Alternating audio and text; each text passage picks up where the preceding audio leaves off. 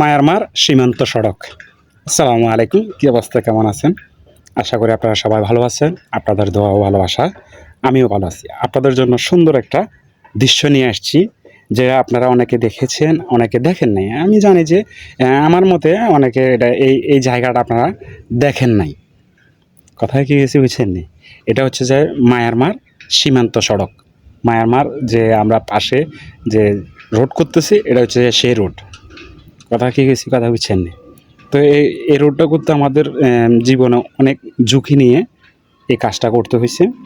এখনও বর্তমানে যারা আছেন ওখানকার সবাই ঝুঁকির ভিতরে এই কাজটা সম্পূর্ণ করতে চলেছে। তো মায়ারমার সীমান্ত সড়ক এটা প্রায় অনেক কিলো রাস্তা। আমি আপনাদেরকে সামান্য একটু জায়গা দেখানোর চেষ্টা করতেছি। জায়গাটা কীরকম বা কী আসবে বিষয় আপনারা কমেন্ট বক্সে অবশ্যই বলে দিবেন, আর একটু শেয়ার করে দিবেন, যেন অন্যরা যেন এই দৃশ্যটা দেখতে পারে। ঠিক আছে নি? তাহলে আসেন এবার মূল কথায় আসি। এই দৃশ্যগুলা কে কে দেখেছেন এবং কারা কারা দেখেছেন বা দেখেননি, এ আমার ভিডিওর মাধ্যমে আপনারা দেখবেন বিশাল বিশাল পাহাড় আর উঁচু উঁচু পাহাড়। এই পাহাড়ের মাঝখান দিয়ে আমরা অনেক ঝুঁকি নিয়ে আমরা এই রোডটা করেছি। কীরকম হয়েছে এই রোডটা আপনারা অবশ্যই কমেন্ট করে জানাবেন। আমি এখানে সামান্য কিছু কথা বলবো। এ দেখেন কত গভীর। এখানে আপনাদেরকে দেখানোর চেষ্টা করেছি, অনেক গভীর। এত একটা পাহাড়, উঁচু পাহাড়, যেটা বলার বাহিরে, যেটা বলার বাহিরে। যদি এখান থেকে কোনো আল্লাহ না করো যদি কোনো দুর্ঘটনা হয়, তাহলে ওকে খুঁজে পাওয়া যাবে না। গাড়ি তো যাক দূরের কথা, লাশটাও খুঁজে পাবো না। কথায় কি কিছু কথা হচ্ছেন নি? তো এই যুগে থেকে আমরা কাজ করে এসেছি। এখনও এখানে আবার কিছু বাকি দেখা যাচ্ছে, যে বাকি দেখা যাচ্ছে এগুলো সম্পূর্ণ হয়ে গেছে, সম্পূর্ণ হয়ে গেছে। এটা আমরা যখন ছিলাম মায়ারমার সীমান্ত সড়কে তখনকার এই ভিডিওটা।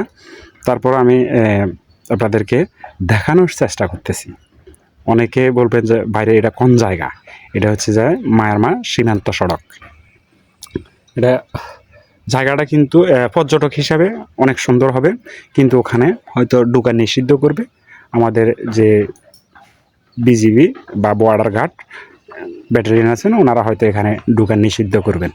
কারণ এখানে একটু হইলে মায়ারমার আর একটু হইলে বাংলাদেশ। দেখেন এখানে যদি কেউ একজন পড়ে বা গাড়ি নিয়ে পড়ে, ও আর ফিরে আসার সম্ভাবনা নাই। কথা কিছু বলছেন।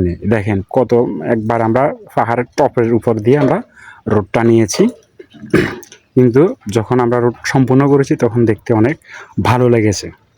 আপনাদের থেকে কীরকম লাগবে আমি জানি না, কিন্তু আমাদের থেকে অনেক ভালো লেগেছে যে আমরা রোডটা সম্পূর্ণ করতে পেরেছি। এখন যেটা দেখতেছেন এটাও সম্পূর্ণ হয়ে গেছে রোড।